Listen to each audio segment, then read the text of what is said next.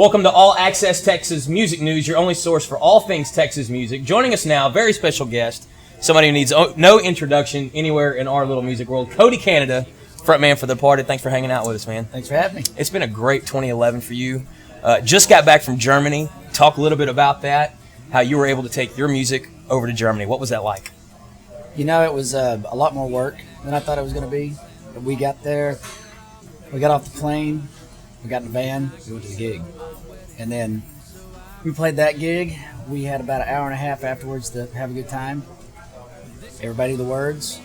The English was a little broken, but you know, they have to learn English over there. They're required 2 years. So, you know, we had a little bit of communication. But what was really cool about it is music was the translator, you know. I mean, there were people that walked up, didn't understand the lick of what I said, but they understood what we sang. You know, they listened to it enough and researched it, they got it. And hopped in the van, drove 8 hours on the Autobahn, hopped out, did another gig, did the same routine. It was like Groundhog Day. And we woke up and did the same thing every day.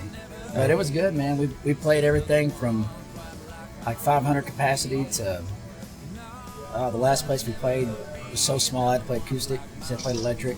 Broke down the drum kit, so I was basically hanging over the top of Dave's drum kit. But it was good for us, you know. It was good for us to have to break down and be quiet because we're a loud band. It was good to play acoustic and hit a pedal that made my acoustic sound a little more electric, and you know, set that to turn down. The only down part was Steve had a little tiny, like a Casio kind of thing, and he's used to being surrounded by a B3 organ. Right. But he made it work. We did 13 days and got home, took a nap, picked the kids up from school, put them to bed, got up, and here we are. Let's talk about the album, This Is Indian Land. It's owning the top of the charts lately. Talk about putting it together, your inspiration for the album, how it all came together. With Ragweed, we talked about this record for 8 years. It was all Stillwater, Tulsa musicians, and a couple Oklahoma City. But it was what taught us what music was. I mean, I was a child of the 80s music, not the bad 80s, like George Strait country and Steve Earle. Steve Earle changed my life, and Dwight Yoakam and stuff like that. Then I discovered Stillwater. I was knee deep in Pearl Jam and Nirvana, and I still am. I still listen to those records like they're brand new. But I was looking for something to do. And I went to Stillwater and discovered all these guys, and I never left. I really didn't. I went there for a weekend concert to see the Chris Ledoux extravaganza, and I stayed there for 3 weeks. Got fired from my job back home. My dad was worried, and I just finally called him and said, "Man, I'm good. I just found a place. You know, I found a place to stay." And I swore from that day that I would do these songs, and then Ragweed formed. I think it formed about 3 months before I went to Stillwater, but we were doing our own stuff. And then I went up there and learned that you could actually share music with people, because the scene that I had witnessed was Nashville, and when I was 15 or 16, and it was pretty relentless, and you know, they didn't help each other.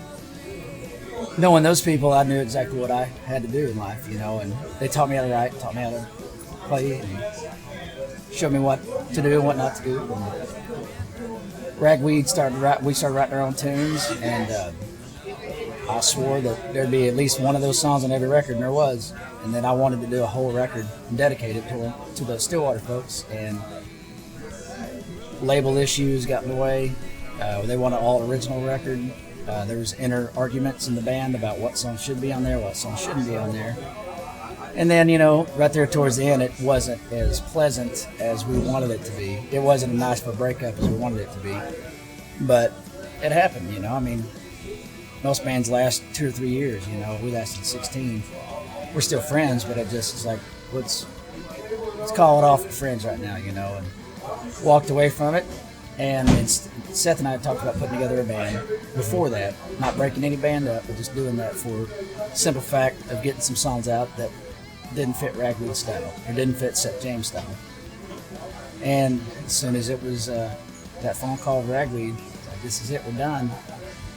Called Seth, and Jeremy called Dave, and we called Steve, and we were in the studio 2 months before Ragweed's last show. We were practicing and getting ready, and we decided that instead of rushing original material and making it, instead of half-assing a record, let's put out this tribute record first, tour it, get to know each other, get all the pops and whistles out, and then let's start on our original stuff. So now that's what we're doing. Now we're about 3/4 of the way through a new original record.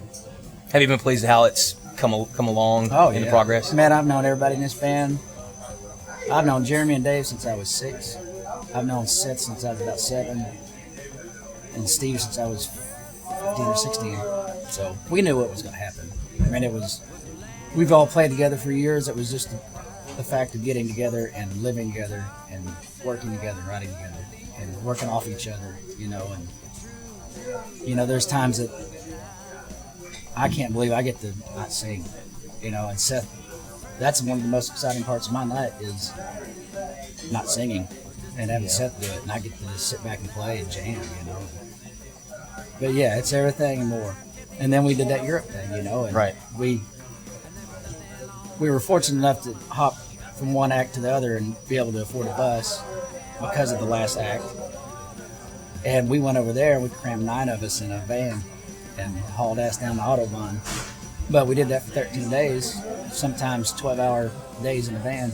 But it was back to the basics of smelling each other and listening to the same old story over and over, but still loving that story, And yeah, it's right on, man. That's awesome. This is the last band I'm going to be in. That's For anybody that wants to get a copy of This Is Indian Land, where do they need to go? Where can they go to get a copy of it? Well, there's thepartymusic.com, Hastings, Target, Walmart, Best Buy, Lone Star Music. I'd say Lone Star Music first just because they take care of us so much. I mean, they're good to us. They're good people.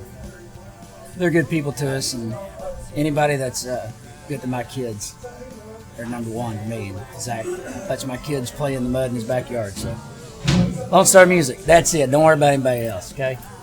Talk about, now that you're back home, you're back on the road again here in Longview, where else are you going next? Talk about where the fans can come and check you out, wherever you're going to be. What your tour dates, where can they come We've got, check you out? 31st is Green Hall. Nice. And then acoustic at the Wormy Dog in Oklahoma City on the 1st, and then off the Steamboat. And after that, your guess is as good as mine.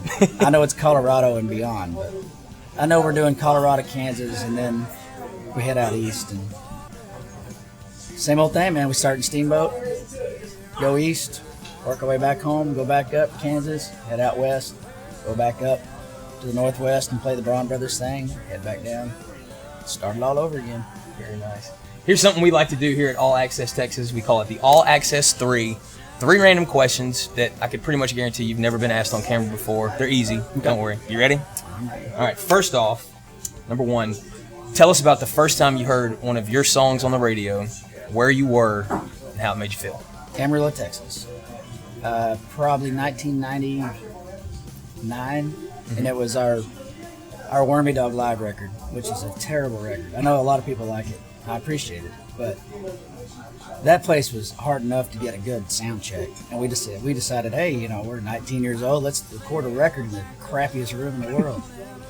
But we heard one of our songs on the radio, and we were headed to the Golden Light in Amarillo, and man, I can't tell you how excited we were. Cranked it all the way up, called the station, and said we're on our way to the gig, and we heard the song, appreciate it, and he put us on the air. Of course, that was the first time we'd heard ourselves on the air and then on the air, and they still take care of us, And it's still a trip. It's still a trip to hear us on the radio, especially nowadays. It seems like once upon a time, he used to, like back when I'm 35 now, and back when I was 18 or 19, like Neil McCoy was dominating. Nothing against the cat, it's not my cup of tea, and I thought, man, what happened to country music? And then it just progressively got worse. And now to actually hear, like I said, no offense to you guys, it's not my thing, but to hear like us or Reckless or somebody in the mix there, I'm like, thank God, it's still a shock that we're played on the radio mixed in with this stuff that's popular, But that's supply and demand, people down here like to hear, they like to hear people they can go see. Yeah. They can afford to go see. pay $10 to see Reckless versus $50 to see somebody else. You know? I guess that's what Reckless is getting these days. I don't know. Number 2, what is the worst motel you have ever stayed in on the road?